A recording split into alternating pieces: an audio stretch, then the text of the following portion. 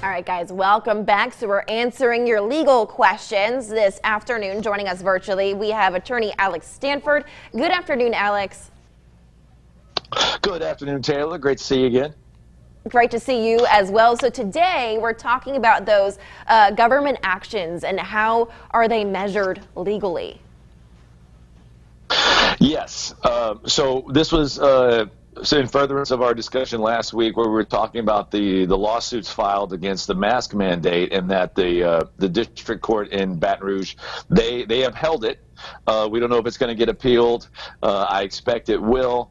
And so what I wanted to address is, when you have these sorts of actions by the government, whether it's a legislative action that goes through Congress, or if it's an executive action that's either an executive order through the government or the president or whatever, what the standards are that are going to be used to judge whether or not this is something that is legally permissible under the Constitution.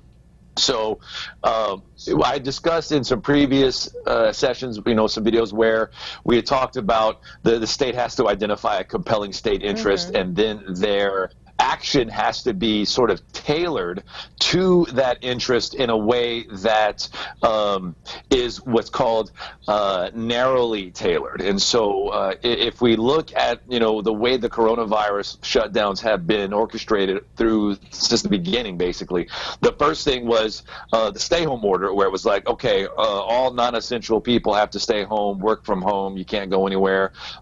Those were very onerous restrictions that really curtailed people's freedoms to move about. And the reason why something like that could be constitutionally permissible is that when you identify what the compelling state interest is, it is that we didn't want the health system to crash, because if that happens, then it becomes catastrophic for everybody.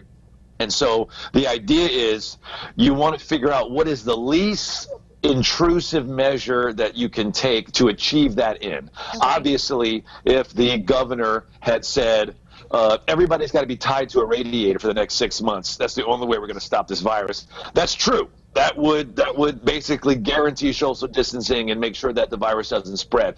But that's kind of onerous. That's a little heavy duty. So that would not be something that would pass muster. So you have to figure out what is the least restrictive thing that we could do. That's what's called narrowly tailoring your act. And so the stay-home order was deemed to be the least restrictive thing that could make that goal happen.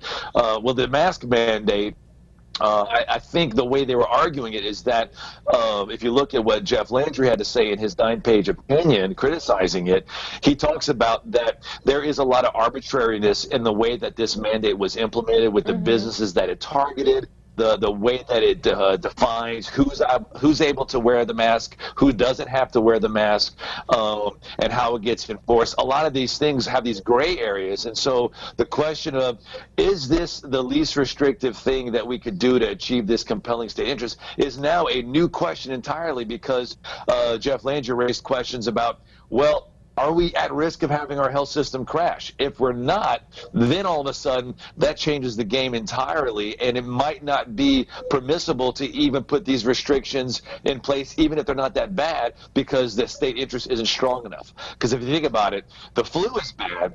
It has a relatively similar morbidity rate than COVID at this point, but we don't have these types of state actions restricting people because of the flu. So the closer the numbers make it look like the flu, the more of an uphill battle these actions are going to have to maintain their constitutional status. Those are a lot of factual, intensive questions. I don't know the answers to them all.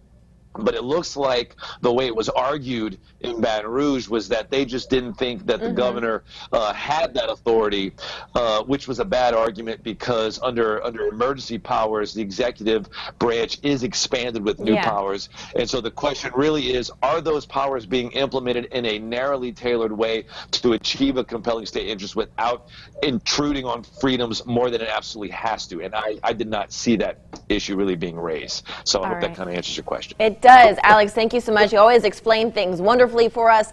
We're going to post this on our website in case you missed anything, kadn.com. But let's go ahead and check in with Adam.